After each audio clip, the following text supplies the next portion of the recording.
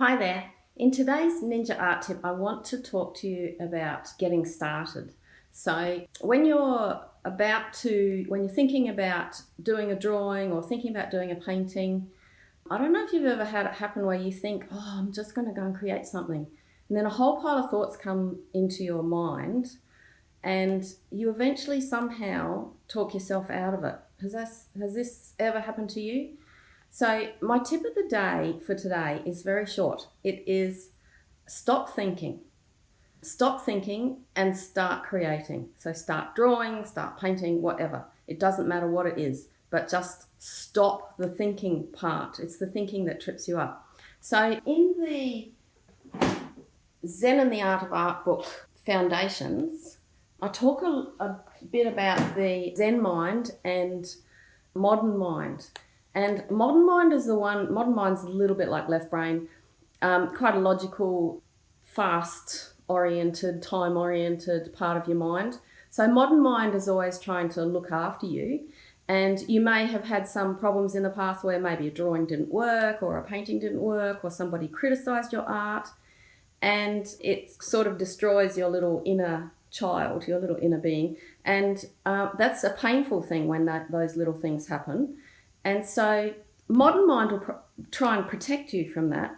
And so the sequence might be something like this. I say to myself, okay, I'm gonna draw. I'm gonna do this daily challenge. I'm gonna pick up a pencil and I'm gonna draw something, anything. And then all these thoughts come into my mind. What if my drawing's not good enough? Or I look around and I go, that's too hard. That's too simple. What are people going to think if I draw something really simple? That one's too complicated. You look around, and you just cannot find something. So you hear these thoughts going through your mind that are stopping you from picking up the pencil. So the stop thinking thing, you have to be aware of your thoughts first. And that's what Zen mind is all about, is starting to become aware of the thoughts that are in your head. Sometimes they flash through so fast you don't even notice them, but they'll trip you up and they'll convince you to go and clean the kitchen instead of picking up a pencil and drawing something and having some fun, because maybe art is too much fun. I've got all these other things to do. Art is too frivolous. All those crazy thoughts that go through your head. So if the very first step in your Zen mind training for your art journey is to start to become aware of those thoughts. So you need to become a bit like a watcher. You're watching your thoughts. It's a very strange concept if you've never done it before, but the very first step is you've got to be aware of your thoughts. So you need to watch those thoughts that are going through your head. So that's kind of it in a nutshell. I could talk a bit more about it, but I hope you get the general idea. If you find yourself thinking about doing a drawing or a painting, and then a little bit later on you realize you've talked yourself out of it, have a think about what were the thoughts that went through your head and see if you can trip them up next time. That's your modern mind. That's the enemy who's trying to keep you safe from criticism. But you want to go over into Zen mind, which is a bit more like your little inner child, where you're in the moment and playing and having fun. You deserve to have fun. So that's your tip for today. And don't forget, if you want to have a look at some more tutorials, video tutorials, fun downloadables, all that sort of stuff, go to the dojo at zenartart.com. And please like, share, interact, comment, tell me what you think of this crazy, weird mind stuff that we're talking about. Starting is easy. Say that after me. Starting is easy. Okay. Try and practice your quiet mind. Yes. If you're spending hours on your own drawing and painting, it's a great chance to practice your quiet mind. Yeah. And you might be amazed at what you produce out of when you're in that quiet time. If you have a look at that book called The Art of War, The War of Art, it's called The War of Art. He talks about having a little ritual. If you have a special place and you sit down and you've just got this whole routine of things that you do and you go, and this is how I used to do it. I used to have all my things laid out. I would lay out all my things and then I would have my reference material ready, because I'd always be thinking in advance what I'm going to do in the session. I wouldn't ever turn up without knowing what I'm going to do. It'll be puddling away in my mind because I knew I was going to turn up at that time. And then I'd have this little candle sitting on my art table with matches nearby. And it was called, I called it my creativity candle. And my little things always had to be white, like a nice big fat white candle. Yes.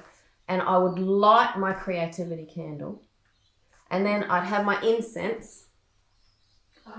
And I'd light a stick of incense, one that's you can go and talk to people about what sort to use if you like incense, or maybe you have you don't have to do incense, but Nag Chamfer is a really good one that's like a cleansing, peaceful one. Choose the right oils and then do your little thing to light the burner or whatever you need to do. Put it in a steamer, whatever.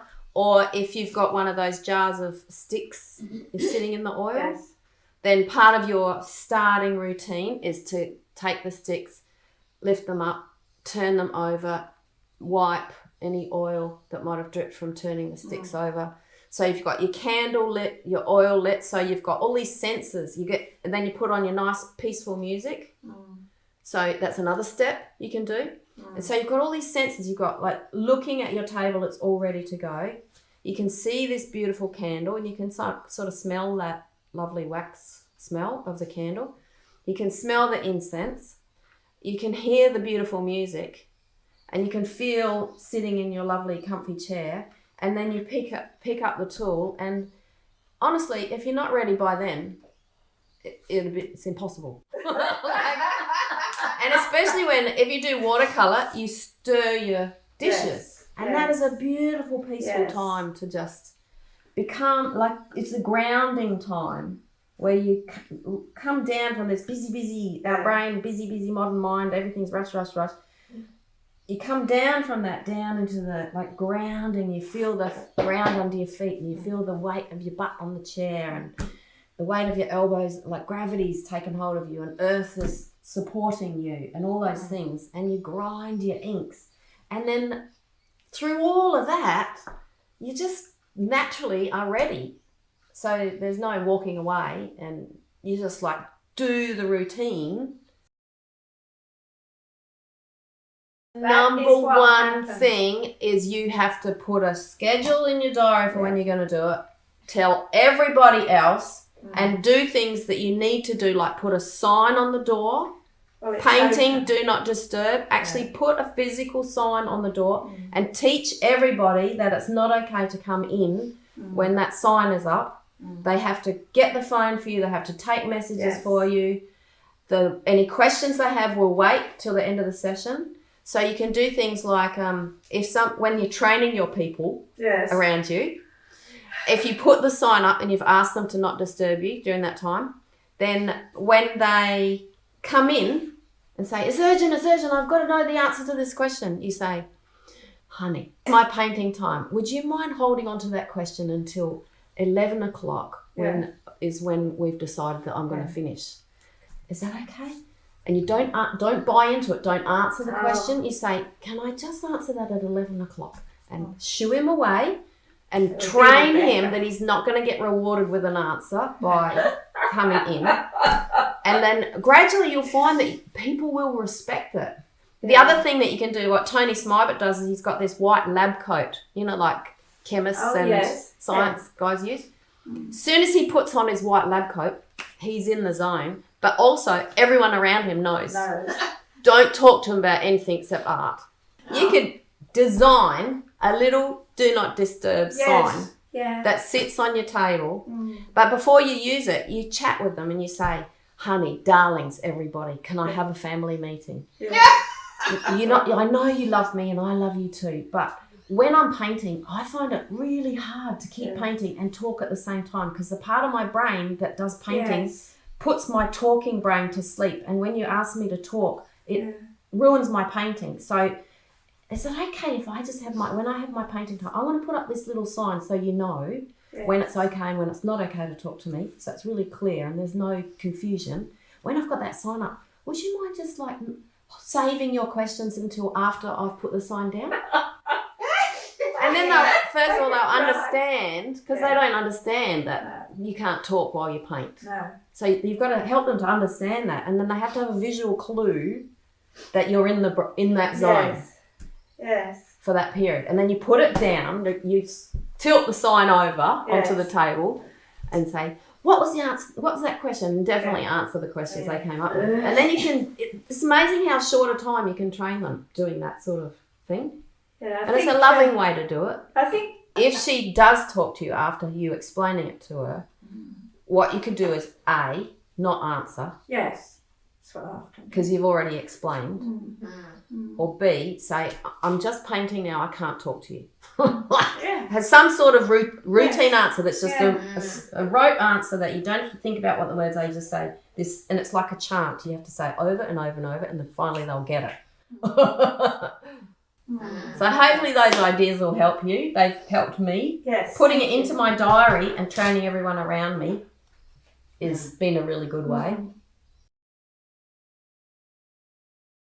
The things that you'll learn through that process of fixing, you will take those skills to the next painting and the next and the next.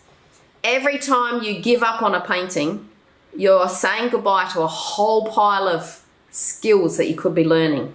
As a professional artist, I spend all day long fixing things in paintings. Because you bang the paint on, you go, oh, that's not working, how do I fix that? And then you fix it. And you go, oh, there's another thing over there that's not working. How do I fix that? And then you fix that. That's what you do in the painting process. So don't throw away this opportunity to see if you can fix something in a fixable painting. You've got to walk away, come back and look at it fresh, and then you spot straight away what's calling out to you the loudest.